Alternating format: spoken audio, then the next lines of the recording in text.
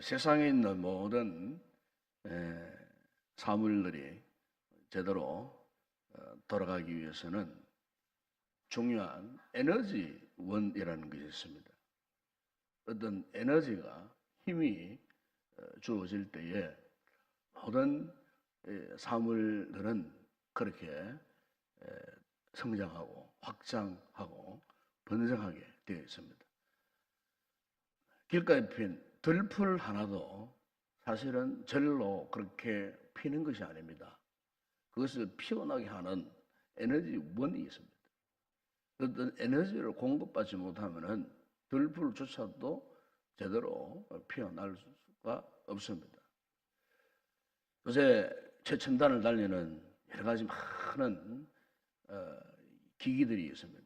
그 기기들을 보더라도 그 기기 자체에 어떤 힘이 있는 것은 아닙니다. 그것을 돌려 작동하게 하는 어떤 에너지, 힘이 있어야 그 첨단 기기들도 제 성능을 발휘할 수가 없습니다. 만약에 그 기기를 돌리는 에너지가 고갈되어 버리면은 그것은 무용지물에 불과합니다.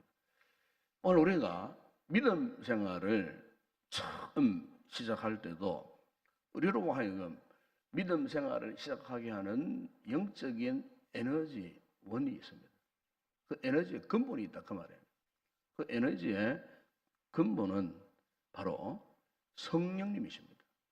성령님이 우리 가운데에 내주하실 때에 성령께서 우리의 삶에 역사하심으로써 비로소 우리가 하나님을 알게 되고 예수 그리스도를 찾게 되고 무엇보다 성령의 충만한 은혜를 입게 되면은 하나님 앞에서 나의 존재가 지금 어떤 존재인가, 어떤 모습인가, 하나님 앞에서의 나의 이 진정한 모습을 깨닫게 됩니다. 그래서 우리가 성령의 충만한 은혜를 입고 하나님의 그 놀라운 사랑을 경험하는 그 순간에 첫 번째 깨달음이 있죠. 그게 뭐냐면 나는 그야말로 무지한 죄인이었구나.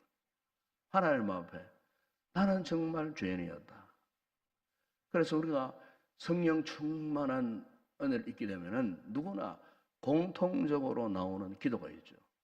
바로 그것은 주님 앞에 우리의 죄를 자복하는 그런 회개의 기도가 제일 먼저 나오는 것을 볼 수가 있습니다. 우리가 사도행전에 보게 되면은 사도들이 성령 충만해서 말씀을 선포했을 때에 그 수많은 그 유대의 그 완악한 그 무리들이 말씀을 들었을 때에 그들이 어땠습니까? 우리가 어찌할꼬?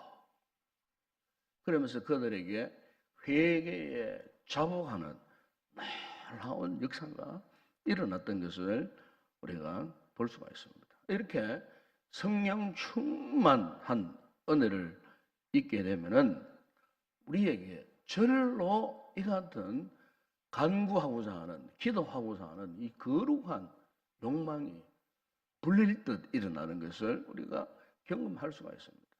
오늘 본문 여러분 이 스가랴 10장 10절에 보게 되면 거기에도 이런 말씀이 있지 않습니까?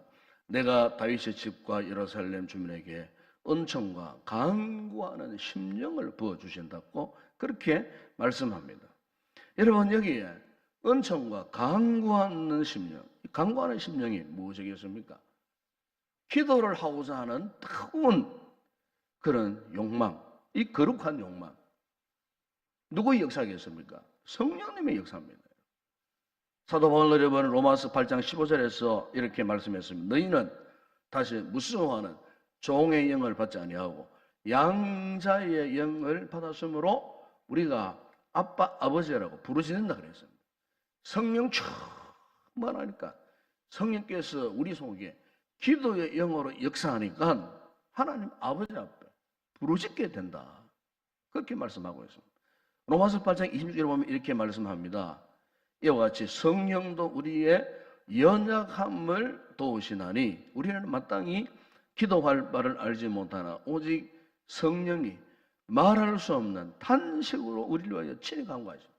성령의 충만한 은혜를 입게 되니까 성령께서 우리의 기도를 도와주실 뿐만 아니고 우리가 하나님 앞에 기도하려고 간구하도록 성령께서 우리의 기도를 도와주시는 거예요. 뿐만 아니고 여러분, 로마서 8장 27절 보니까 마음을 살피시는 이가 성령의 생각을 아시나니 이는 성령이 하나님의 뜻대로 성도를 위하여 간구하십니다. 우리의 기도가 하나님의 뜻대로 기도할 수 있도록 누가 도우신다고요? 성령께서 도우신다는 거예요. 성령께서. 그러면 오늘 우리 성도들의 기도는 성령님의 도우심이 없으면 기도할 수 없습니다. 우리 교회가 이제 내일 아침부터 특별 새벽에 2주간 이제 돌입하겠습니다만은 우리 어떤 자의지로 기도 못합니다. 성령님의 은혜를 사모하시기 바랍니다. 성령의 은혜가 임해야 기도할 수 있어요. 성령 충만한 은혜를 입으면요, 내가 얼마나 기도했는지 그조차도 모를 정도로 깊은 기도의 은혜의 자수 속에 빠져들어갑니다. 내 의식이 그냥 뚜렷이 이렇게 살아있고 내 의지가 꼿꼿하게 살아있는 성도들은 오랜 시간 기도 못합니다. 특세 뭐 하루 이틀 나왔다가 먼저 빠지고 싶은 생각이 먼저 들지, 끝까지 한 2주 동안 내가 이번 특세 기간에는 정말 내가 새벽에 도우신 하나님 앞에 나와서 끝까지 기도하리라. 지금 내 삶 속에 이런 문제가 있는데 그 문제를 놓고 내가 끝까지 문제를 붙들고 하나님 앞에 기도하리라 하는 의지를 누가 주시느냐 하면은 성령께서 허락하시는 거예요. 성령께서. 성령님의 그 감동에 사로잡히지 않으면 우리가요, 기도에 집중할 수가 없어요. 왜요? 주의 영이 충만해야 하나님의 이 거룩한 세계를 사모하는 마음을 주시거든요. 만약 우리가 성령이 충만하지 못하면요, 자꾸 우리의 생각이, 우리의 의지가요, 세상 것에 의해서 끌려다닙니다. 세상 것에. 세상 생각에 깊이 빠져들어가고요, 세상의 어떤 즐거움, 거기에서 탈출하지 못하니까 하나님 앞에 기도하고픈 거룩한 영적인 욕망이 사라져버리는 거예요. 이사야 31장에 보게 되면은 당시 이스라엘 백성들이 전후좌우에 정말 여러 가지 힘든 그런 상황 속에 빠져들어갔습니다.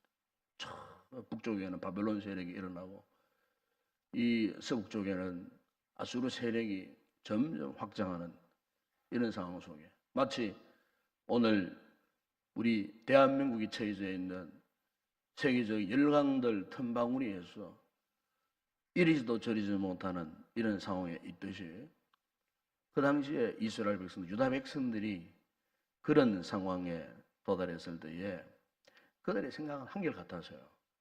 그게 뭐냐면은 애굽의 도움을 좀 받아야 되겠다. 그래서 그동안도 경제적인 부흥을 생각하시겠던 그 하나님의 그 축복을 갖다가 애굽에 말들을 도입하고 애굽에 요즘 말하면 세계 열강의 무기들을 도입하고 해서 이 병거와 말들을 확충하고 전쟁을 준비하고 그리고 더 나아가서는 애굽을 의지하여 이 같은 현재의 당면한 문제를 극복하려고 유다 백성들의 생각이나 유다를 지배하는 왕들의 생각이 한결같았습니다. 그때 하나님께서 이 유다 백성들에게 이런 말씀을 했습니다. 그들이 바로의 세력 아래서 스스로 강하려 하며 애굽의 그늘에 피하려 애굽으로 내려갔을 때 나의 입에 묻지 아니하였도다. 저게 무슨 말입니까? 기도하지 아니하였다. 그 말씀. 하나님 앞에. 문제 앞에 당면했을 때에 기도하는 게 하나님의 백성들의 정한 위치입니다. 문제가 있으면 기도해야 되죠. 문제가 있으면 하나님 앞에 묻는 것이 하나님 전 하나님 백성들의 당연한 의무가 아니겠습니까? 그런데 그들은 도움을 구하려고 애굽으로 내려갔을 때 하나님께서 분명히 말씀했습니다. 애굽으로 내려가는 자들은 화 있을지 화를 받겠다.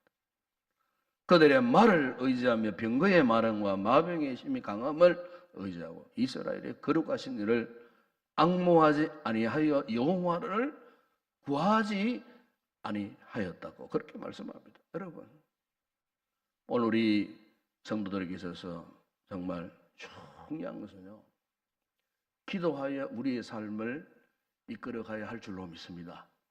세상 원리로 세상 사람들이 살아가는 그런 방식으로 살아가면 안 돼요. 자꾸 우리가 세상적인 삶이 치우치니까 언제부터인가 하나님 앞에 기도하는 시간이 점점 줄어들어 버렸어요. 기도하지 않는 거예요. 기도하지 않고 자꾸 세상 사람 의지하고 세상 사람들의 영향을 찾고 받고 있다 보니까 결국에는 언제부터인가 하나님을 찾는 시간도 줄어들고요.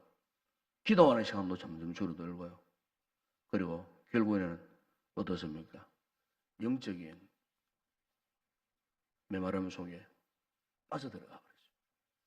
하나님을 찾을 수 없는, 여러분, 오늘 우리 교회가 내일부터 시작하는 이 특별 집기를 통하여서 이같이 하나님을 찾는 이 거룩한 부르짖음의 기도가 회복되는 그런 복된 기도 조안이 되었으면 좋겠습니다. 그리고 우리의 기도가 회복되기 위해서는 성령께서 우리에게 뭘 주시냐면은 말씀의 은혜를 부어주십니다.